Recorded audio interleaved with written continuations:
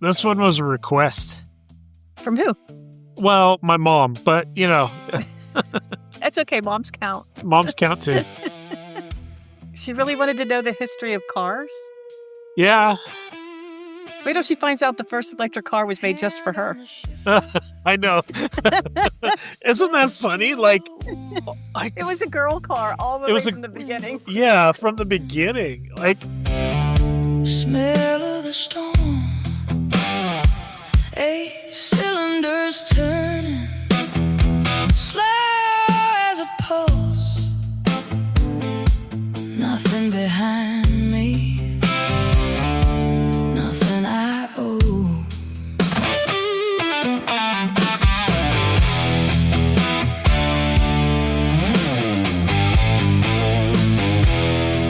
Blacktop is humming.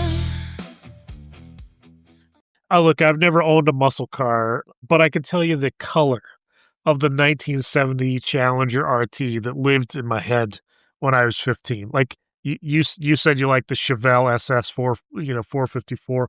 I liked Camaros. The 1970. Yeah. I like the 1969 Camaro Z28 or the SS, and black. But that the thing that captured my brain so many times is all of the different colors, and a plum crazy purple. That was the actual name of that Dodge, and Dodge had a guy whose job was to name paint colors, I'm sure, and that's what he chose, plum crazy purple. And in 1970, somebody above him said yes. So I looked it up. I looked up the Challenger RT in plum crazy purple, and it is crazy. It crazy. Almost feels like there should be a big hairy monster driving behind in it. Yeah, it's crazy. So yeah, it was a bold color and a bold organizational decision. I'll give him that. Yeah, well, the late 60s, early 70s, it was a bold era. Grabber blue. I don't know if you looked at some of these other colors. They're pretty bright. Dodge is famous. Orange. Yeah, Hemi orange. Like Rally green. Oh my gosh, that Rally. Ugh. Oh man, the colors were arguments. Like even us just right now, you painted your car right. plum crazy because you wanted everyone on the street to know you were not interested in subtlety. And now what? 80% of new cars are either black, white, silver, or gray. Like that's all. That's it. That's it. You can get it wrapped any way you want, but your base car is either black, white, silver, or gray. Yeah. That's so lame. Yeah. We went from plum crazy to 50 Shades of Gray in 2 generations. Something happened here, and I wanted to figure out what. All right. So as I said, this was a request from someone, so we'll talk about cars, but I think it's not going to be exactly the story that everybody thought it was. So hello, welcome again to another episode of the Nostalgic Nerds podcast, where we talk about the history of technology and what it teaches us about the present and the future. Tonight we're talking about cars, the full arc of cars.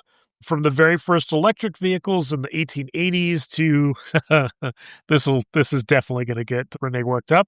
The subscription-gated, software-locked, firmware-updated machines sitting in your driveway today. And the twist is, I'm going to hold that. I'm going to hold my anger till we get to that section because I got a lot of it. And the twist is that the first cars were actually, you guys, electric.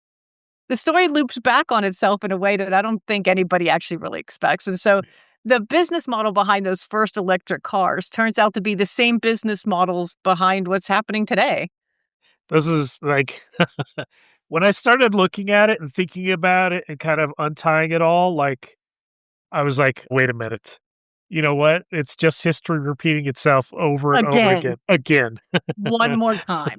We're going to write a book one day, Mark, that says, listen, history repeats itself. It repeats itself. It repeats itself. So subscriptions and locks and controls, that's the thread I want to follow tonight. It just happens that cars are, the medium here. All right, so let's set the scene. In the 1880s and 1890s, the automobile was brand new.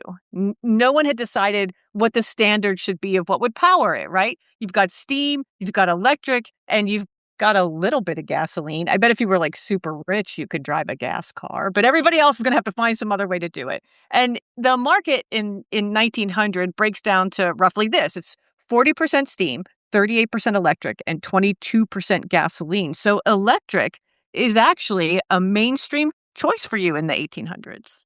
And they're totally beautiful machines. Okay, so it's a little side story here. I'm sure you've been to the Peterson, right? I have been to the Peterson. The Peterson's great. Anybody that wants to go to the Peterson, they should go to the Peterson. But when we were in Latvia, it's in Los LA. Angeles. It's in on Museum Row. They had redone the building like 10 years ago. It's beautiful, and it's got great. all kinds of cars in it. Great. So yeah, definitely go.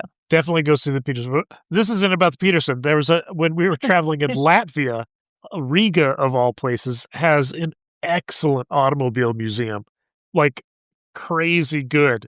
So they had, I know you're giving me like looks like Riga, a population of like what 600,000 or 700,000, the capital of Latvia, and it has an excellent automobile museum. But they have some really cool early stuff.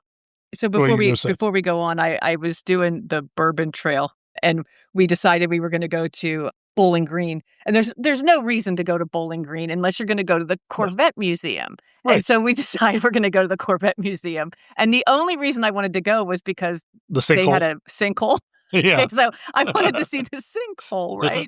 And so we go there, and the guy in the museum is like, "Oh my God, are you here to pick up your Corvette?" Because that's what you do. You go to you go to Bowling Green, you get your car, they teach you how to drive it so you don't kill yourself, and then they send you on your way, and you drive it back to wherever you're from. And I looked at him and I said, "No, I came to see the sinkhole." He's like, "Seriously, really?"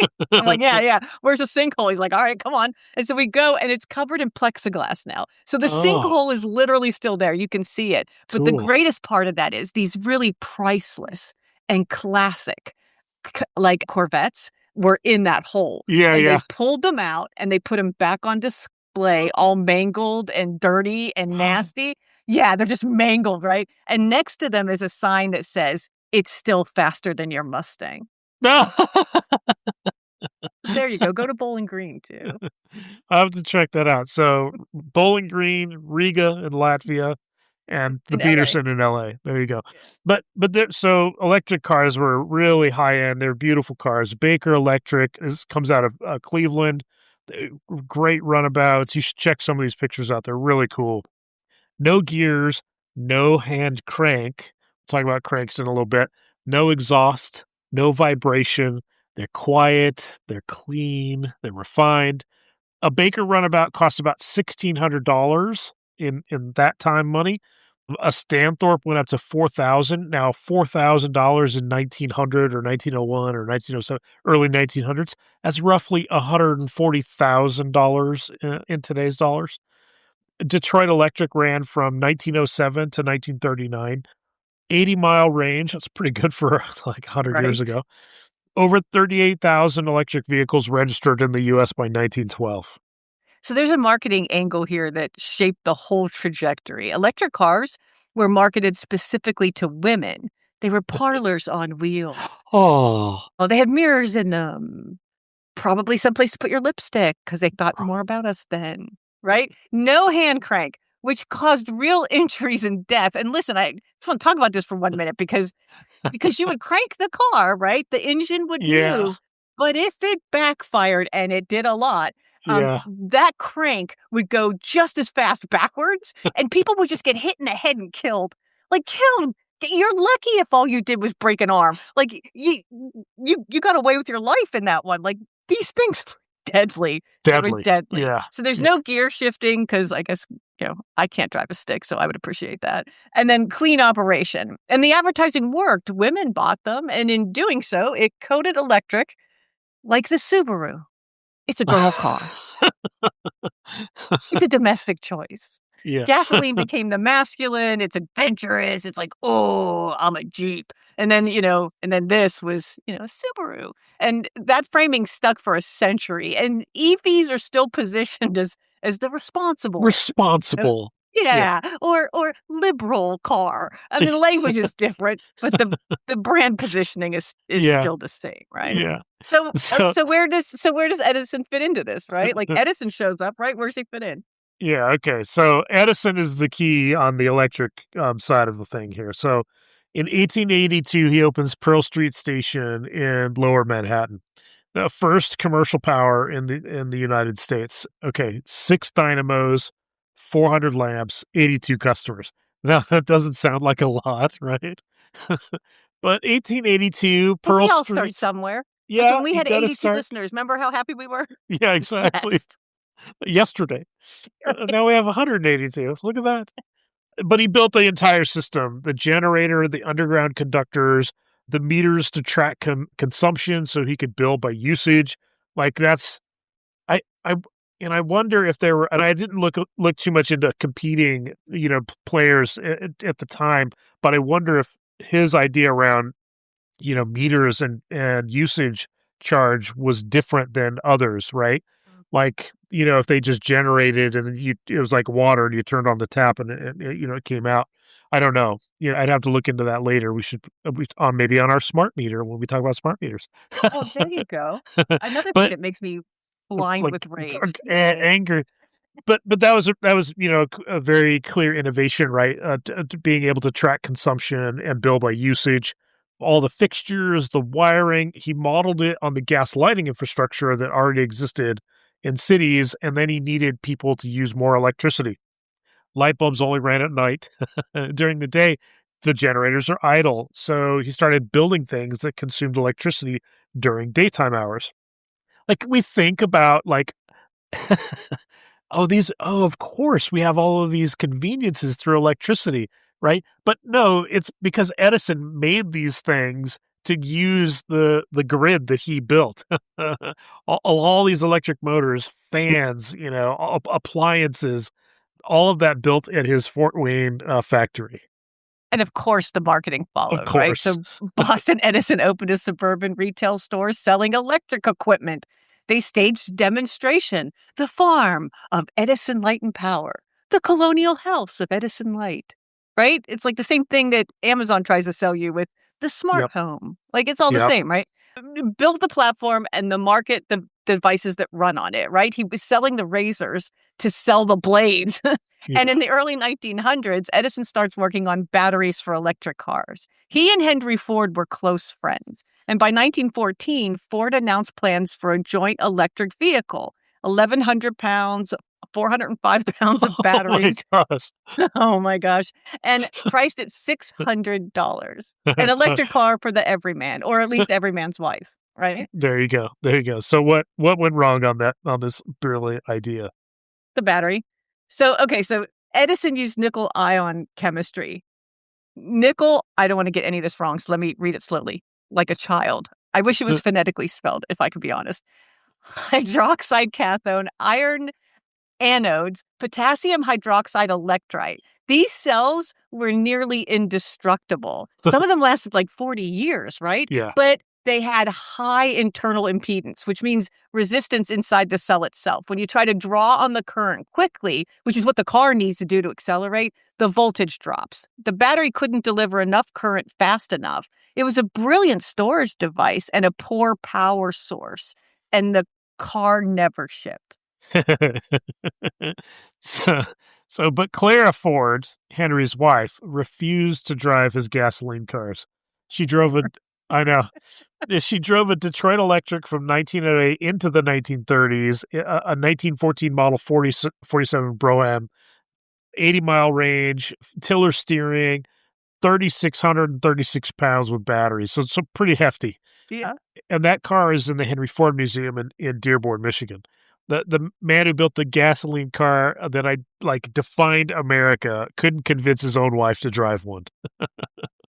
If I had to crank it, I wouldn't do it either. No kidding, right? I don't want to die. Like if I can have this other car, that's perfectly fine. I'm good. And if that Ford Edison electric car had worked, every one of them would have charged off of Edison's grid, right? So he would have both made the razor blade and the razor. Like why not? The car was a customer acquisition strategy for the grid. Yeah. Like, how many times have we talked about this whole customer acquisition strategy? Like, it repeats over and over and over again. So every single time, the car was a load on Edison's network, metered by Edison's meters, generating revenue for Edison's utility. So just remember, we're going to come back to this whole, like, generating, recurring revenue. Okay, so what killed the electric car? All right, three things, kind of one, 1, 2, 3, over about 12 years. All right, so the first thing, Spindletop, January 10th, 1901, near Beaumont, Texas. What do? They strike oil. 100,000 barrels a day for 9 straight days. More oil in one day than all of the world's oil fields combined at the time. Gasoline goes from scarce to cheap, and filling stations start appearing. The fuel infrastructure problem for gasoline basically solves itself. Okay, number 2, the Ford Model T. In 1908, mass production pricing. By 1912, a gasoline car costs $650. An electric roadster costs $1,750. That's like more than twice. So the price gap put them in different economic classes entirely. All right. And number 3, the electric starter. Oh, right. You Yeah, have to crank it anymore. that's right. That's a good point. That's a good All point. right. Charles Kettering, Dayton Engineering Labs in 1912. First sold on a Cadillac because, of course, on a Cadillac. Of course, yeah. Well, Before that, you had the hand crank. We talked about that, how dangerous it was, broken arms, broken wrists, broken heads. Yeah. So Byron Carter, a friend of Cadillac founder Henry Leland, died from injuries related to a hand crank, and his death directly motivated the project. yeah, look, it has to kill one of their own before they'll. I know. Maybe this is dangerous. Maybe. That's true. Yeah. Well, I didn't spend much time on the regulatory side, but like, it's got Again, like somebody died. Many right, people no. died. Yeah, it didn't matter. Look how many people got thrown off horses and killed, and nobody regulated that know. either. Like, Yeah, I know. it was the Wild West of whatever. Yeah. Right. Yeah. All right. Well, but you could start car with a key. That practical advantage of the electric car basically is gone at that point. And only 35% of American households had electricity by 1920, which is another reason why you wouldn't have an electric car. If you lived outside a city, you couldn't charge it. By 1913, electric cars held 1% of the market share, from 38 to 1 in 13 years. That's a collapse of a market. That's collapse. Yeah, that's Nokia versus iPhone right there. Yep, that's Yeah. right there. Man. And the same battery chemistry problem that killed Edison's car kept electric vehicles dead for 80 years. The technology didn't come back until lithium-ion solved the impedance problem in the 2000s. 80 years waiting for the right battery tech. And for most of the 20th century, the car was the most important cultural object in American life. Freedom, independence, self-expression. You could leave your town. I want us to remember that. Freedom, independence, and self-expression, because we're going to need that later too. Go ahead. Yeah, I know. You could leave your town in a car. You could go to somebody else's town in a car. You could leave your class. Route 66 ran 2,448 miles from Chicago to Los Angeles.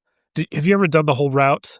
I haven't, but I want to. Yeah, I want to. I've done huge portions of it, but not all at once. So definitely want to do that. The road was the physical symbol of the promise. After World War II, returning veterans brought mechanical expertise and an appetite for speed. By the 1950s and 60s, the parking lot was a social stage. Your car was your identity card. Yeah, I don't think people, I don't know, the post-war, there are a bunch of GIs, their work, like World War II, huge mechanization. I can't remember which episode we were talking about this, but huge mechanization, cars, tanks, planes, all of that stuff. And there are a lot of people that were working on that stuff, and they all come back home, and what do? They go to the garage. Why can't I have a Jeep? Like, why can't I have a Jeep, right? Yeah. Exactly. And I think if you're a young person listening to this, American Graffiti, what a great movie to watch to Right. understand car culture back in the day, right? Like Yeah. that's even I as a high schooler, like we would go down the main drag of South Park. Everybody would have their nice cars parked out in the parking lot. You'd pull in, run around talking to everybody, and then you get like car culture was a real thing. And I know it doesn't seem like it anymore, but I went to a car show not too long ago. But I know it doesn't seem like that anymore, but it really was a huge part of our lives. Even in the 80s, we were still doing that stuff. Yeah. So let's talk about kind of the mid-century here, post-war era. So Pontiac does something kind of, reckless in 1964. What? A car company doing something reckless? No. John DeLorean, yes, that DeLorean, and Bill Collins took the 389 cubic inch V8 from the full-size Grand Prix and dropped it into the lighter Tempest. The Tempest Le Mans body, 325 That thing's a land horsepower. shark. You ever been in a Le Mans, a Pontiac Le Mans? That thing's a land shark. It's unbelievable. What a great car. Great car, but it doesn't turn into the land shark until like 67 or something like that. In 64, it was small. Like it's not small by today's standards, but by 1964 standards, yeah, it was like a foot shorter than, like the Impala or something like that. Yeah. So yeah. From the 1950s cars, like the 57 and stuff like that. Those are really, they were both, right? Huge. Yeah. And thick steel. Yeah, right. but that Tempest Le Mans body, 325 horsepower, GM policy limited intermediate cars to, can you imagine company policy at the time? Like, it's just interesting. Anyways, GM policy limited intermediate cars to 330 cubic inches. They found a loophole and offered it as an option package instead of a separate model. Yeah, of course. So they capped the initial production at 5,000 units. They sold 32,450, and that became the Pontiac GTO. Oh, what a great car. I know. And that was the kind of the beginning of the muscle car era. And the advertising that followed was unlike anything the auto industry had done before. There weren't ads about safety ratings and fuel economies. Pontiac called the 1967 GTO viewing an uncontrollable urge. Right? Chevrolet introduced the Camaro SS as a fiery new creation. Plymouth used the Roadrunner cartoon character as a getaway driver. The brands were selling rebellion. They were selling youth and speed and danger. Every ad was an identity proposition. Buy this car and you become this person. Like, what's the Snake? You guys fell for all of it. I know. Snake in The Simpsons, right? He drives the hot rod. The design language matched the advertising too. Hood scoops, chrome that caught sunlight and threw it back at you, wide, low stances, racing stripes. Yeah, bisecting the hood, and the paint colors, right? The names of the paint colors: Plum Crazy Purple, Grabber Blue, Hemi Orange. You didn't buy Plum Crazy Purple to blend in. You did not. No. I mean, it was really popular when I was in high school to have like one of three types of cars. One was a Volkswagen Beetle because they were cheap and they were easy to work on, and you could like literally like lift the motor in and out with, two strong dudes. And Pretty in Pink. Pretty in Pink made you want to have one of those, for sure. Yeah, right. Like John Hughes movies made you want that car. Yeah. Yeah. And then the second group was, because I was, going to high school in the 80s and the 90s, and so it was the Japanese, import scene, lowered Civics and lowered, Acura Integra and, the 240SX, the Nissans and the big, the big mufflers that made all the the glass funny that made they made the funny noises and the wee wee wee, all of that. And then the third group was, American, kind of big V8s and, the looping, blah, blah, blah, blah, blah, blah, blah, That's what I had. I had a big old Chevy, a 73 Chevy with a, giant 350 in it. But it was definitely a land shark car. It wasn't a muscle car or anything like that, but it was, it was like a sedan, like a luxury sedan kind of, and it floated. It just kind of. Yeah, well, those did. I remember I dated a guy who drove it must have been a 70-something Cadillac. It was so big. Oh, It was so big. And and you just and it kind of floated down the road. It was ridiculous. Yeah, I don't know how much he spent on gas. It was a lot. It was a hilariously big car. I think his parents thought if I make him drive this, he won't go anywhere, and it didn't work. Right. Yeah. So. I drove mine. Nice. I drove mine I think we had just graduated, and I drove my car, to from Southern California to Berkeley to go visit some friends at UC Berkeley, and that's like a 500-mile drive on, a car that does 8 miles. Yeah, it does 8 miles of the gallon. It has 20-gallon tank, and gas was $1.50 a gallon. So yeah, definitely. Yeah, it's crazy. All right, so movies picked it all up and amplified it. Bullitt in 1968, Steve McQueen in a Ford Mustang GT fastback. That's whenever I think about muscle car, I think Steve McQueen every time. I'm of course. Yeah, Steve McQueen, right? American Graffiti, 1973, George Lucas filming cruising culture in a small town, California. That film landed during Vietnam and Watergate, and it triggered a wave of nostalgia for something that already by that time, it felt like it was gone, right? Yeah. And Hollywood and Detroit were running parallel brand campaigns. The car manufacturers were selling a fantasy, and the filmmakers were selling the memory of it all. Here, and we're big nostalgia fans, right? It's a drug. Nostalgia's a drug. It's a total drug. Right? So I can see why it worked. Yeah. I think, I do have a lot of nostalgia for that. And once in a while here in the UK, and we do go to a car show once a year or so. There's a big one at Leeds Castle, and we'll usually go to that. And one of the kids is really likes, cars and stuff. And we'll see the big American cars, but there's some other, British cars that were not quite so big, but still, pretty beefy and stuff. There was the Jensen Interceptor and the Shelby Cobra, right, which is, kind of the same idea. It was the AMC, it was AMC that Shelby bought those cars from, and then slammed a giant motor in them.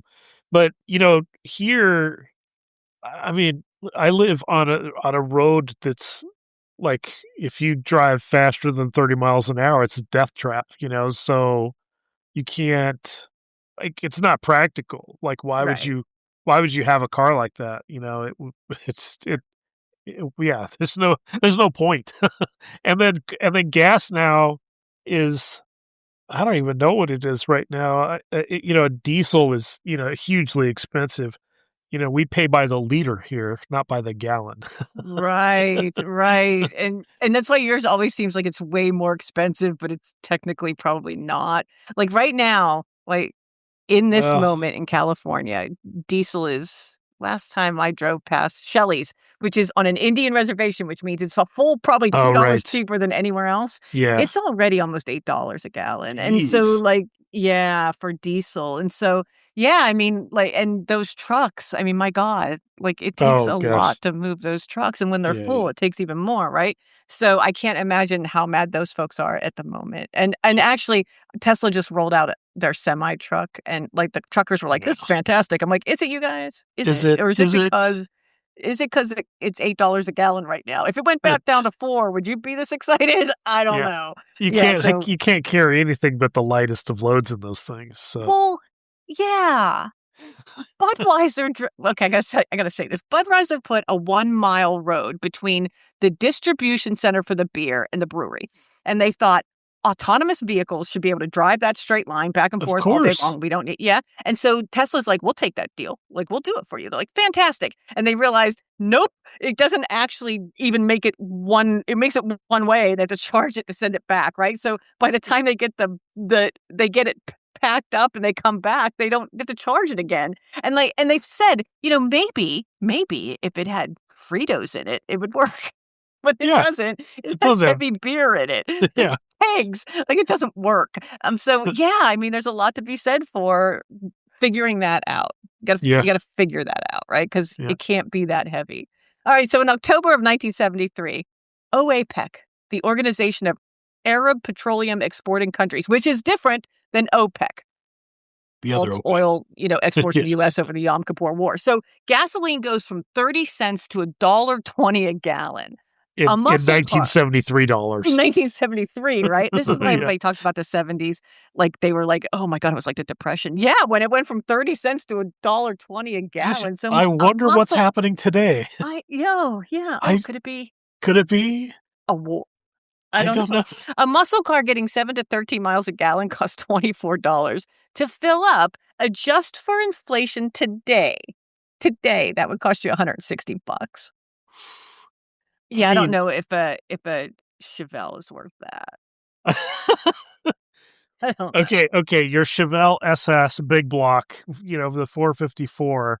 Like if you had 650 horsepower, that thing is crazy. Yeah. I mean, if you put stacks on it or anything like that, I mean, it's going to get crappy gas mileage. And you're going to have... It's like that Simpsons episode where the Canyonero. No, that one too, but no. What's his name? Castle... No, what's his name? Reinhardt, yeah. Yeah. Yeah. Spain. He shows up and Mark's dating his daughter and pulls up in the Hummer and Mark says, my God, like, what's that mileage? He's like, 0 city, 1 highway. He goes, ooh. What's the line? What's the line in the Canyonero song? I can't even remember. Oh gosh. I love the Canyonero song. Anyway, so the Clean Air Act is signed by Nixon of all people, in 1970, and it mandated a 90% reduction in vehicle emissions by 1975. Catalytic converters, smog pumps, retarded ignition timing. The Pontiac 455 V8 went from 310 horsepower in 1973 to 200 horsepower in 1976. Oh. Same engine, strangled by regulation. This is, one of those times that regulation, is really doing the strangling. Then the CAFE standards in 1975 requiring fleet fuel economy averages. So that meant everything had to get better across the fleet. Want to hear the death toll by the end of 1974? GTOs canceled. Challengers discontinued. Barracuda dead. AMC Javelin shelved. The Chevelle SS option, that 650 horsepower beauty, dropped like a hot potato. That was it. It was the death of the muscle car, really. Yeah. So what happens next? Japanese imports, they fill the vacuum. The Honda Civic, 40 miles to the gallon. The Toyota Corolla, it's reliable and it's cheap.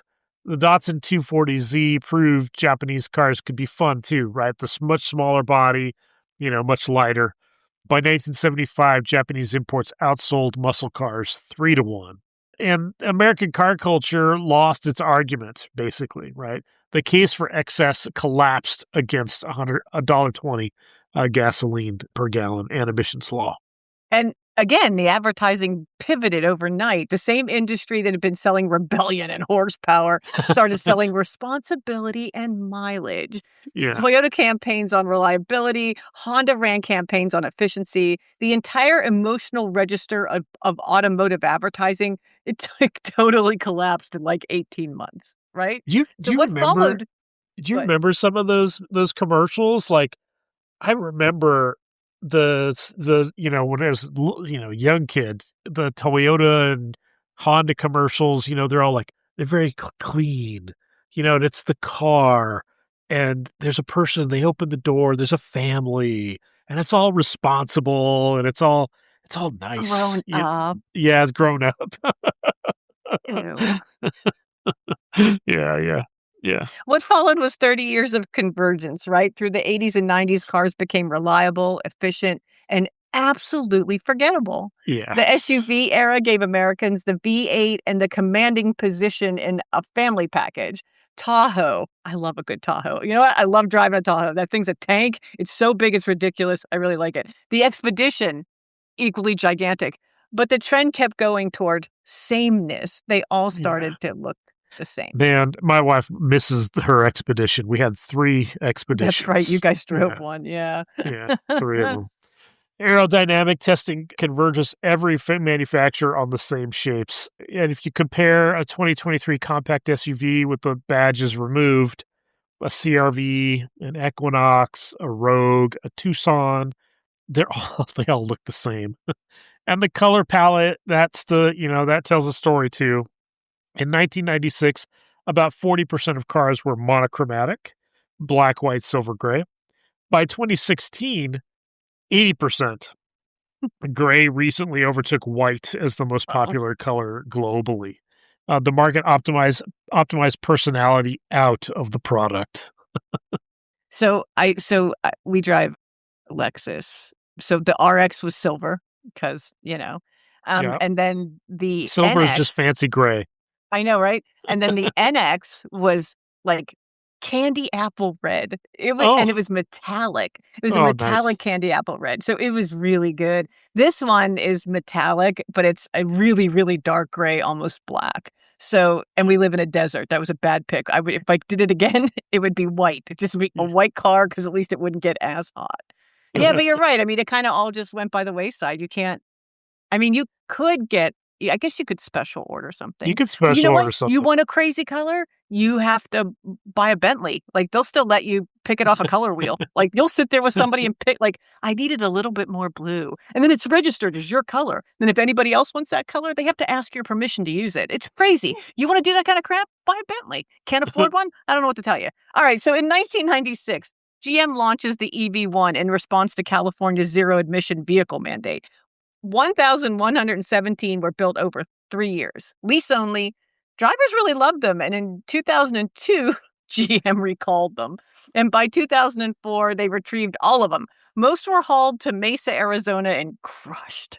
A group of drivers offered $1.9 million to buy the last 87 cars, and GM refused. Yeah, yeah. Yeah.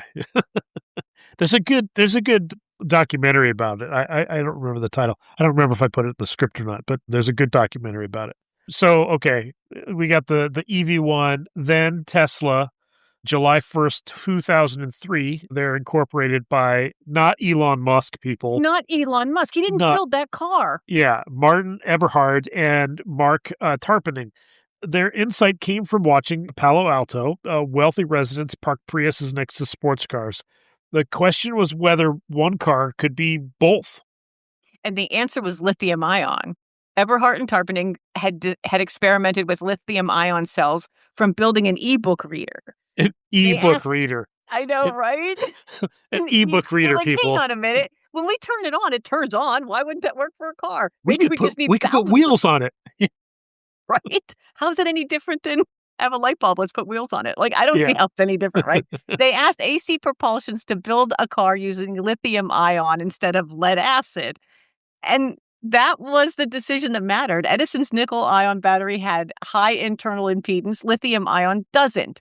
It can deliver current fast. It can discharge rapidly without the voltage collapsing. Yeah. The problem that killed electric cars in 1914 was, in the end, a chemistry problem that took 90 years to solve. Yeah. So go back and listen to the battery episode if you want to learn all about battery stuff. So 2008, Tesla has the first Roadsters delivered. 245-mile range. Pretty impressive considering, 80 was where we were at before. 0 to 60 in under 4 seconds and just under $98,000 sticker price. And Tesla, at least in the early years, understood something that most people missed. I didn't miss it. I said the whole time, they're not building a car company. They were building a battery company. Yeah. Right? If you built the battery technology, what are you going to do with all of it? Hey, well, we got a car. Let's stick it in there. Like, That doesn't sound crazy to me. Yeah. Sounds really smart to me, actually. Yeah. The car was the delivery mechanism for the battery technology, the gigafactory, the power wall, the solar roof, the supercharger network. The car sat at the center of an energy ecosystem. They sort of lost the thread over time. They thought they became a car company. But if you listen to Musk in really early on in his career, he would have told you there are 3 things that haven't been disrupted as an industry in 100 years. Like, one was battery technology, right? One was rocket technology. So he wanted to figure out a better way to build rockets because that hadn't been disrupted in a really long time, right? I forget what the third one was, but like those were the 2 things where I thought, well, maybe he's onto something, right? Maybe if we all go electric, the only battery you will ever buy is a Tesla. And then that blew up. So they lost the thread over time, but that's why they made so many of the early decisions the way they did when they gave away the patent to the car. I don't think he thought, I'm going to be a car company. I'm going to sell every car company that battery. And that's why he gave away the car patent. Like that's crazy. He gave it away. He was like, I don't care. Anybody can build one. That's not how I make money, except now that's how he makes money. So I don't understand any of it. Well, now it's a shell game, of Twitter, XAI, SpaceX. It's like, I can't. Some other time. Shut up. Don't. Edit out. Edit. Where's the edit button? Yeah. But look, basically building the platform and the stuff that runs on it, right? That was Edison's model. Build the platform and then sell the devices that run on it. So same architecture, it's just 120 years apart. Yeah. Nothing's new. We say this all the time. All right. But the car that comes back, during this period of time in our kind of modern era is a fundamentally different object. An internal combustion engine has thousands of moving parts, pistons, valves, camshafts, crankshafts, timing chains, fuel injectors, exhaust manifolds, just thousands of parts. But an EV motor has around 20 parts. Well, when that much mechanical complexity disappears, the thing that differentiates one car from another, that's the thing that changes. It moves from the engine to the software. The car stops being a mechanical object you can open and understand with a wrench. It becomes an electronic device that receives firmware updates while you sleep. And that changes the economics completely. Yeah. I've done a ton of research in automotive manufacturing as a use case, because I love looking at manufacturing use cases. And so, the cost of a car is the cost of a car. And, you break it down and there's things that are higher margin and lower margin. In new vehicle gross margins at the dealer, they've compressed from about 4% to 2% over the last 7 years. Manufacturer net profit per vehicle sits around 5 to 7.5% industry-wide. Tesla's automotive gross margin hit 13.6 in Q4 of 2024, down significantly from a few years ago. But you see that it's like double essentially what the rest of the industry is. And these margins are under constant pressure. This is why Tesla is valued so highly. And when you say, why is Tesla stock going through the roof, right? Well, it's because of this gross margin thing. It has nothing to do with Toyota sells more cars or not. It's because there's more margin. Billions of dollars, though. Yes, I know. I know. Like tens of billions of dollars. I know. I'm with you. It's stupid. Why is it? It's stupid, but that's the reason, these margins. Competition, though, on EV, the transition costs, raw materials, there's a ton of pressure there. So everybody is feeling it. And the physical car itself is becoming less profitable to sell every single year. Now, compare that to software. Automakers are launching subscription bundles at $10 to $25 a month with incremental margins exceeding 40%. GM's OnStar has 12 million subscribers. OnStar's margins exceed 70%. The margin on software is 3 to 4 times the margin on the car itself, which is, I'm nuts. Go ahead. I mean, yeah, I can see why it's attractive, right? GM projects 20 to 25 billion in annual. A car company is projecting 20 to 25 billion in annual software and services revenue by 2030. The subscription-based automotive feature market is projected to grow from 1.8 billion last year to 12.5 billion by 2035. So 9 years from now, it'll, basically increased tenfold. Then that's where this whole business model pivots. I guess I would wonder what took them so long, right? Like, it didn't like, Yeah. we in IT figured out, like, oh, we like, infrastructure, cloud, like, well, we'll just Outsource it. buy Get that. rid of it. Yeah, like, just get rid of it, we'll buy it on subscription. Like, we'll buy what we use. Like, let's not why do I need to own it, right? Like, it took them another 20 years to get to the point where they were like, "Hang on a minute, why don't we get in the software business instead of the hardware business? We'll make way more money."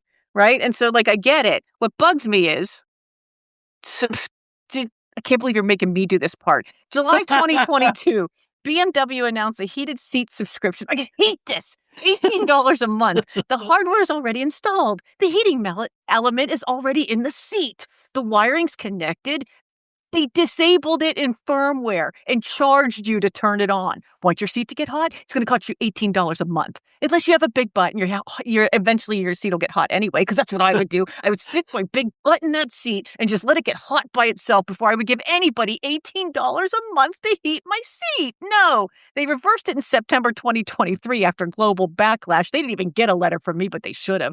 Board member, I don't know, Peter Noda said, perception is reality. From a brand risk perspective, the damage was enormous. I'm glad they figured that out. All the people ask me. Ask me, I'd have told you, right? Yeah. But the business case was sound. The decision made it through product, legal, and executive sign-off. The customer reaction killed the specific implementation, but the underlying economics haven't. I swear to you, if they were like, it's an extra $4 for headlights, I think I would, that'd be it. That'd be it. I would bring a crowbar and blow out every headlight in that, lot while everyone was asleep one night. You see how people become vigilantes? Like, this is how it happens. Well, if you think about, like, they did it with heated seats, right? And there's other examples, right, that we'll talk about. But heated seats, like, you don't need heated seats to be a safe operating car, right? They're not going to charge you, or at least I don't think they're going to charge you to run headlights, right? Because that's a required safety feature on a car. So regulators would, like, there's no way, right, that they would say. But my stereo isn't. Like, my stereo isn't. Yes, and like, agreed. That you would buy the upgraded to the package because you wanted the Bose sound system. Yeah. Well, now the Bose sound system's installed. You just can't use it. Yeah. You can use the crappy 2 speakers at the front. Like, what? No. Can you imagine? No. Like, you got like 50 speakers installed, and you can only use 2 unless you're paying $50 a month or whatever. Yes. Yeah. Suck it. Like, that's where I'm at with that. Talk to me about, because I didn't put this in the script, but talk to me about, like, brand promise, brand perception, brand risk. Right? BMW experiences this firsthand right here, but like for me, it goes from I own the car, the freedom, the self-expression, right? That's it. And then that's it. That's the brand promise. You're free. It's yours. It represents you. Yeah, that's the brand promise. And then what happens? Yeah. Then the promise is broken. There you go. Because I got to pay for freedom. I got to pay for self-expression. Like, I don't know. Yeah. You broke that promise. And so now you've ended up with, brand risk that you probably didn't need. And you have a customer who's angry at you and probably won't renew that car when it comes off lease, right? They're going to be like, you're nickel and diming me to death. I'm not interested in this. It's your car. It's not mine. Clearly. Otherwise, you would have given me all this, right? Yeah. You broke that promise. So what you did, what you said, what you sold me on, and what you delivered me did not overlap. When they overlap 100%, I bought a Subaru. My Subaru and my dog are happy together. Like, and as long as that's true, you kept that brand promise, right? But when you say to me, you're buying a performance luxury car, and then you tell me it's going to cost me an extra $300 a month to make it luxury, you broke that promise, and you broke it hard. And that's not a risk you actually want to have. And you're right, they experienced that firsthand, but apparently they're going to stick their hand on that stove again and again and again. And I get it, but I don't get it. Like, I don't think they've got much choice, right? If your core business is going from 4% margin on your product to 2% margin on your product, like, what are you supposed to do? Charge more? That's just going to lose. Right? Consumers are going to reject that. Cars are already, like, the second most expensive thing that they'll buy. Yeah. So And it depreciates so quickly that it's not even a good investment. You're not even you're just throwing the money away. You're not investing it in anything. Yeah. Nobody wants to buy a new car. I even saw an article like this morning when I was like, oh, this is good. A guy had a car. It was like a 2023 or something like that. And I can't remember what feature it was. Oh, it was this garage door opener. His garage door opener had a little button on the the visor, the sun visor. Yeah. And you could program it to do that. His car gets totaled, and the insurance replaces it with a new one because that's what happens with insurance. Yeah. Guess what? The car door opener feature is now locked behind a subscription. No, I know. Poor dude, I would lose man. my mind. I would lose my mind. I would totally lose my mind. I don't even know what to think about that. But here's the problem. I bought it. You shouldn't be allowed to turn things on and off in it. I bought it. If you don't want to sell me the car and you say, I want to lease you the car, or you can borrow the car, and and if you want to borrow a luxury one, I'll send that one over and you'll pay more for it. And everything will be open on it. If that's where we're going, you can suck it. I'll go find a 70 Chevelle and pay $1 billion in gas for it. I don't care. I'll crank my own windows. I don't care. I'm going to rebel on that one. But this idea that you can monetize a car by usage is really short-sighted and dumb. It's really weird, isn't it? It's like it's like buying content. Should be seriously fired. It should be a couple times fired. You're not actually buying a Nissan. A Maxima. Yeah. You're buying a license for the Nissan Maxima. No. I can't. Makes me crazy. Yeah, Tesla does this too, right? They sell cars with battery cells physically present but software locked. Standard range models use the same battery packs as long range models. I can understand the thinking, right? The cells are in the car. You paid for them. You can't access them. $1,000 for 30 extra miles. $1,600 for 50 acceleration boost. You want that? $2,000. The Model 3 goes from 4.2 to 3.7 seconds, 0 to 60. And that's a price. It's not any change in the platform itself. The motor and battery can already do it. You're just paying somebody to remove a software restriction on hardware that you think you own. Toyota charged $8 a month for remote start. It's a key fob function that uses radio waves. It doesn't require an internet connection or anything like that. They called it unintentional after everybody got mad about it, right? $8 for remote start a month? Right? When do you actually remote start your car? Oh, so I do it a lot. Really? It's on an app. I do it a lot. Well, because we live somewhere where it's hot, and if I can remote start it and turn the air conditioning on just before we get there, fair enough. It's actually not a bad idea. And when it's cold, you could do the same thing. It doesn't seem, but I wouldn't pay $8 a month for it. I'm going to tell you right now. I would not pay $8 a month for it. Yeah.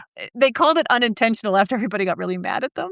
And then Mercedes charges €489 a year for rear wheel steering. So you can park? For what? Parallel parking. That's all you would use. No, it is okay. It is a fancy feature, right? It's where the front tires and the rear tires are turning, so you get tighter radius and stuff like that. But yeah. But the mechanics are there in the car. It's in the car. That's my problem. Yeah. So what? They're locked until I pay for it? You can suck it. Again, you can suck it. And then Volkswagen will sell you 20 extra horsepower for a mere $16.50 a month. At $16.50 a month. 20. Yeah. So if I wanted 40, is it twice as much? If I wanted 80, is it twice as much as that? I hate them all. I hate them all. I know. And there's a data layer on top of all of this, right? About 90% of new cars collect driving behavior data. We talked about this the other day, right? The Lexus is installing the cameras all over inside the cars, right, to look at you.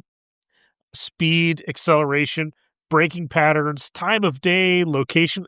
It's a smart meter. It's a smart meter in your car. Mm-hmm. This flows to data brokers like LexisNexis and Verisk, who build driver scores that insurers buy to price your coverage. In 2023, the FTC ordered General Motors to stop selling driving data to third parties, a 5-year ban. The fact that it took a federal order tells you what the default was. Okay, so what do we always say? Like, I get, yeah, okay, except they're going to weaponize it in 10 minutes, right? So now it becomes, Renee, your dogs are loose in the back seat. That's bad for your ability to pay attention to your driving. And we're going to tell your insurance company, and now your insurance rates are going to go up. Like, that's the crap that makes me mad. Yep. Like, if I had it in case there was an accident, or I had it in case someone robbed me or stole my car and we can watch the guy drive it away. Like maybe, right? Maybe if it helps law enforcement, but no, I don't trust any of them to do anything good with any of it. Period. All right. There's a documented case from 2020. The original owner bought a Tesla Model S with an enhanced autopilot and full service. Oh my God, and full self-driving, which isn't real. It's not real. Yeah. Okay. The car was resold via auction. 3 days later, Tesla ran a remote audit and removed the features. The new owner found out at a service center the autopilot was gone. Tesla called it a miscommunication. The features were restored after Jalopnik. Oh, yeah. He writes all about crap that goes wrong, right? Published the story. And so, but this is it, right? Like, your subscription didn't go with your car. That person who bought your car bought a blank slate. They want it, they can buy it all over again. Yeah. Kind of like when you sell your house and you turn off your ADT, but if they want it when they get there, they can turn it all back on. Like, that's So here's what I keep coming back to. All right, so Edison in 1890, he builds the grid. He builds the appliances that plug into the grid. He builds the meters that measure consumption. It's like giving the crack to the junkie. Like I'm going to build the chemicals facility. I'm going to build the production facility. I'm going to build the distribution, and I'm going to give you the mechanism that you're going to consume. He tries to build an electric car that would charge off of his grid. Can you imagine if he was successful? Like if battery technology had just been a little bit better at the time? The car was They may have never drilled for oil. I know. They may have never done it. Like, why would you need to? Yeah. It would have been a different world for sure. Yeah. So the car was never the product for Edison. The car was a device that generated demand for his platform, which was metered electrical usage. And 130 years later, Tesla builds cars, builds supercharger stations, sells solar panels and power walls, sells energy. The car plugs into a Tesla ecosystem. GM OnStar is a persistent connection that turns every vehicle into a recurring revenue node. Edison was selling kilowatt hours. These companies are selling software features, data access, and subscriptions. And the architecture is the same. Yeah. Build the platform, sell the devices that depend on it, meter the usage, collect recurring revenue. The car was always the razor. All right, sign us out here. You can do it. Too angry. Don't drive angry, Renee. Don't drive angry. Look, everybody, thanks so much for listening. Hopefully this was at least somewhat informative about cars and car culture and all of that. And it wasn't too depressing of, bringing it down and, making it all about, the weaponization of cars. Like, subscribe, share, tell everybody about what we're doing. And definitely, if you're listening to this on any platform, will you please give us at least stars? Stars. It makes us feel like we're not screaming into the ether. We would do it anyway, right, Mark? Because we like just sitting around talking. But yeah, please like and share and everything like that. And we'll see you next time. And if you're in a car where you pay for a subscription to, I don't know, do anything fundamental with a car that you thought you already paid for, drop us a line. We want to hear from you. Yeah, I definitely want to hear. Yeah. Thanks, everybody. Thank you. Every mile is mine.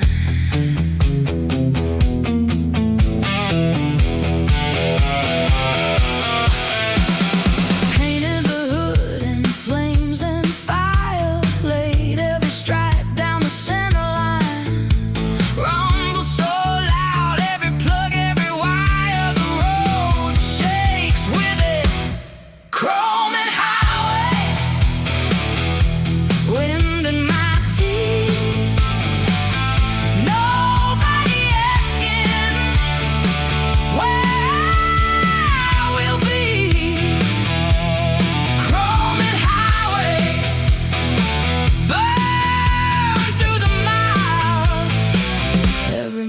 $1 mine.